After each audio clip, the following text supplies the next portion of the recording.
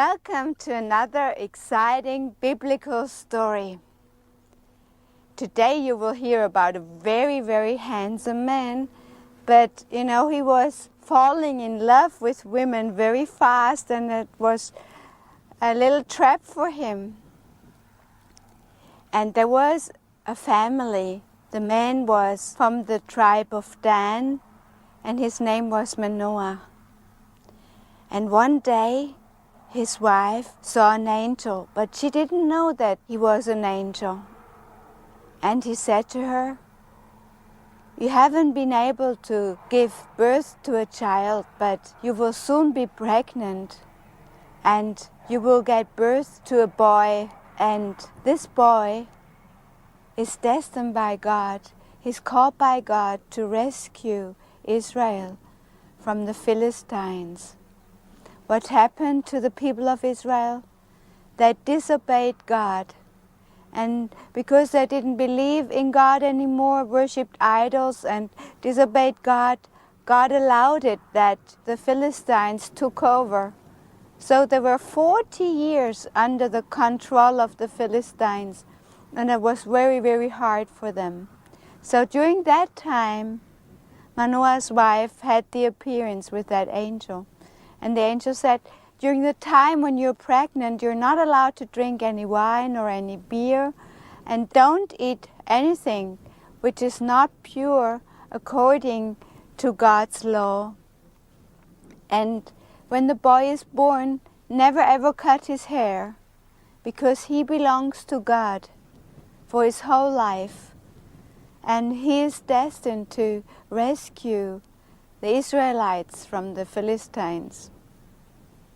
And of course she was trembling, and that was such an appearing of the angels. So she went to her husband and said, "Oh, Manoah, a man appeared to me. I don't know if he was a prophet or and he told me that I will get pregnant and that I will get a boy."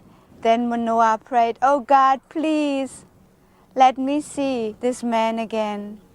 And soon after, they were working in the fields. This prophet or man, he was an angel, appeared again. And he appeared again to Manoah's wife, and she said to him, "Just wait a little bit. I want to tell my husband that you're here." And this angel waited. And then Manoah came and said, "Are you the man or the angel who appeared to my wife before?" "Yes, I am." "What shall we do? I've told your wife before she is not allowed to drink any wine or beer and not eat anything which is not according to God's law during the time she's pregnant. And this boy is chosen by God to help Israel, to rescue Israel from the Philistines." So they were very, very happy, but then they invited him for a meal. So they were preparing a goat, and of course the angel couldn't eat with them. And he said, "Yes, I will stay a little longer, but I can't eat with you. But if you would offer that goat to God as a sacrifice, it's fine with me." So they offered the goat, and they were lighting up a fire. And you know what happened? When the sacrifice was on the altar, the angel was going up to heaven inside of the flames. And then they were frightened. "Oh, we must die. We have seen the glory of God. It must have been an angel." "Don't be worried, Manoah. God has accepted our sacrifice, and we will have a boy. Just be happy. Don't be afraid." Yes, and it happened. She gave birth to a beautiful boy, and they called the boy Samson. And he looked really, really good, even when he was very small. And when he was a young boy, he had such a strength from God. He had the power of God. So he was very disappointed what the Philistines did to the people of Israel. So he was really waiting to be able to do something for Israel. And in the Bible it says that the Holy Spirit of God took control over him. And the Spirit of God led him to go to Timnah to visit the Philistines. And when he entered Timnah, on the way to Timnah, there was a wild lion, and the Spirit of God came upon Samson, and with his own hand he was able to kill that giant lion. It was supernatural. God's power was with him. And when we ask Jesus to come in our heart, or the Holy Spirit, then it's a spirit of strength. His strength comes in us, and we have strength by the power of the Holy Spirit. So the Holy Spirit controlled Samson, but we, as his people, we can also receive the Holy Spirit if we ask God to come and to fill us with his Holy Spirit. And his Holy Spirit is a spirit of wisdom, a spirit of strength, and a spirit of self-control. So he went to Timnah, and there he saw a beautiful Philistine girl. And he was falling in love with her. He saw her, but he saw only the outside. He didn't judge the inside. And sometimes people look very nice outside, beautiful, handsome, but have not a good heart. I don't know what heart this girl had. So Samson went back to his parents and said, "Oh, I was falling in love with a Philistine girl, and she's so beautiful. Please, I want to marry her." And his parents said, "We have so many beautiful girls in our tribe, in the Dan tribe. Israeli girls. Why do you want a girl from the pagans? They worship idols. Might cause problems." But Samson, he was stubborn in some way, but God even allowed it because he wanted to stir up the Philistines. So they prepared the wedding, the parents, and Samson invited 30 young men to a big party. And when Samson went back to his parents on the way out to his home village, he saw that lion, and there was bees were in the lions, and they already produced honey. And he got strength when he was taking from the honey, when he was eating from the honey. And when he invited these 30 young people, he made a riddle. And he said, "If you know the answer, then I give you 30 garments of 30 people. And if I win the riddle, then you give me 30 garments." And you know how the question was? "One so strong and mighty, now so sweet and tasty. Who is it?"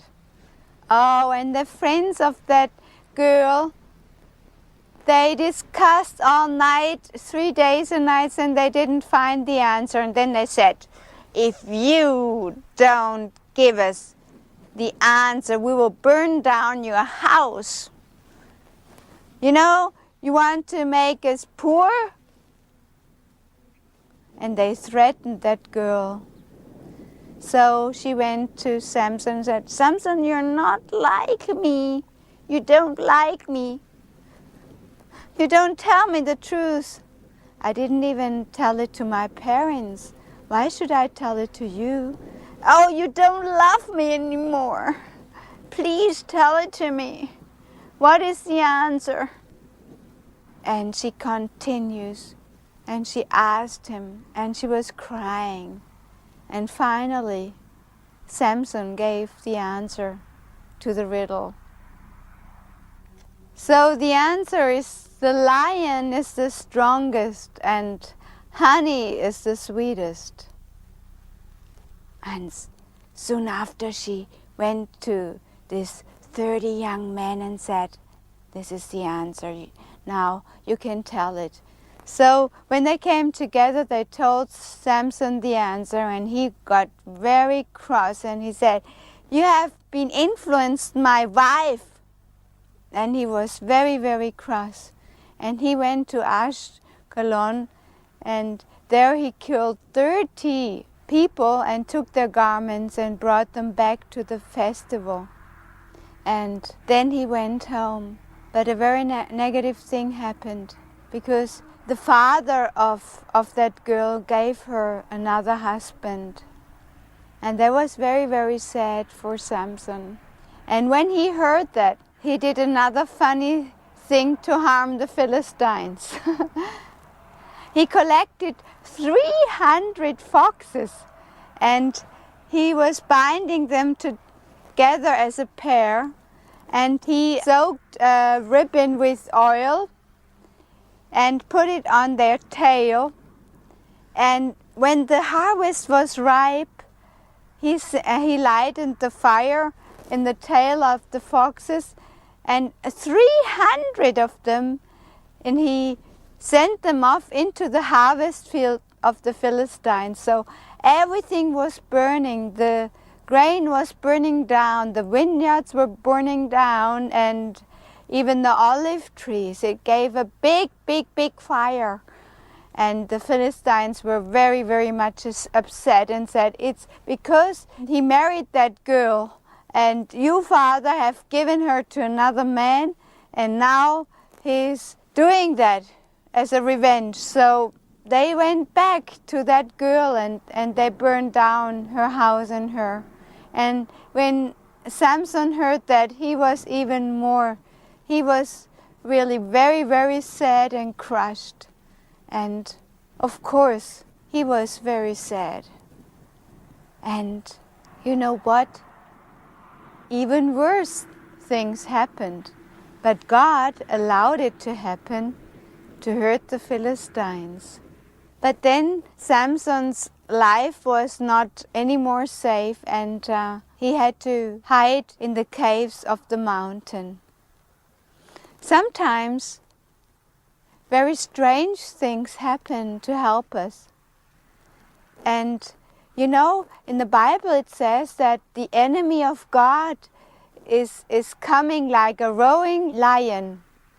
In the Bible it says in 1 Peter 5:7 that the enemy attacks us like a roaring lion.